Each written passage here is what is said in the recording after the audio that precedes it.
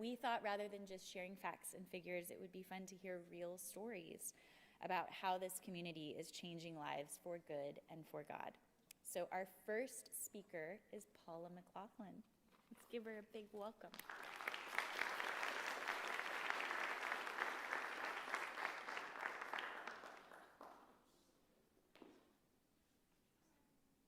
Watching Tina, I brought water just in case.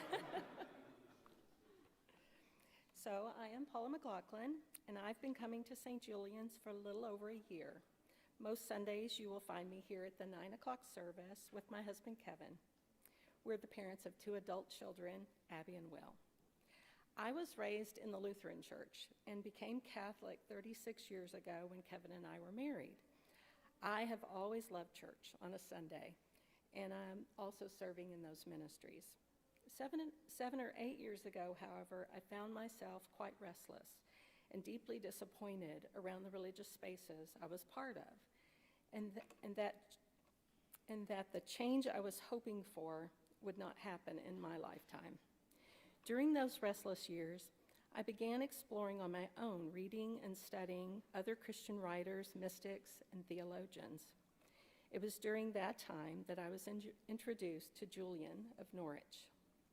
Julian's writings brought compassionate themes and unique feminine perspective to someone of her time. I found it quite encouraging. In the summer of 2024, when I drove by this new construction and noticed a sign had finally been installed, I was delighted and a little surprised to see Julian's name there.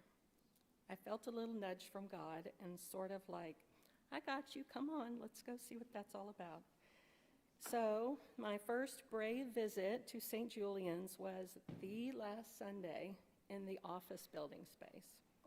It was intentional and a good instinct on my part, as I had the opportunity to hear Miles tell rich stories about St. Julian's earliest beginnings, and I witnessed that strong, deep root that had begun there in that group. I began my regular attendance the next week or so. Once inside the doors of this space, right here, I found 3 things that stood out to me that I'd been missing in my previous church experience. A very warm and welcoming community with a seat at the table for all baptized. A female seminarian, a female associate, and even a female bishop, and a very clear message of inclusion, justice, and love preached weekly by Miles, Kelly, and Demery, and lived out in action. As I reflect back, there's several things that really strike me. Coming here each Sunday for Word and Eucharist fills me up. To gather at the table with you gives me what I need to be Christ to others throughout the week. Second, the adult education is just packed with so much goodness. Valuable lessons, rich discussions, followed by small group time, give us such a chance for even deeper, more honest connection. Third was the women's retreat, which was kind of an exclamation point for me. This team planned and executed things seamlessly. It was a real chance for fellowship with 39 other women and gave the promise of creating new friendships and nurturing existing ones. And that trip to the winery, that was kind of a little bonus at the end.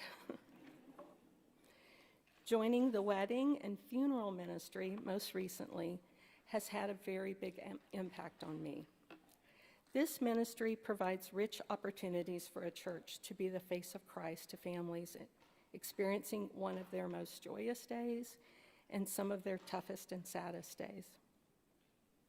A few weeks ago, I was in a position to be part of coordinating the celebration of life for a family that were not members and did not have a church home. It required prayer and cooperation from so many: the clergy, Altar Guild, Daughters of the King, music ministry, AV, and facilities all came together to provide a good experience for this family and their loved ones.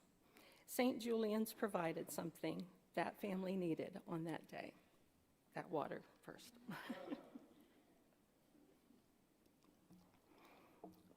So lastly, being part of this community and this church really means the world to me. I recognize I'm sitting under a tree with strong roots, planted 16 years ago by a very small but mighty group. I'm enjoying the shade and the fruit. I look forward to many more years of nurturing and caring for what was started here to allow an even bigger canopy to provide more shade, more shelter, more fruit for years to come for anyone who wants to walk through these doors. Thank you, guys.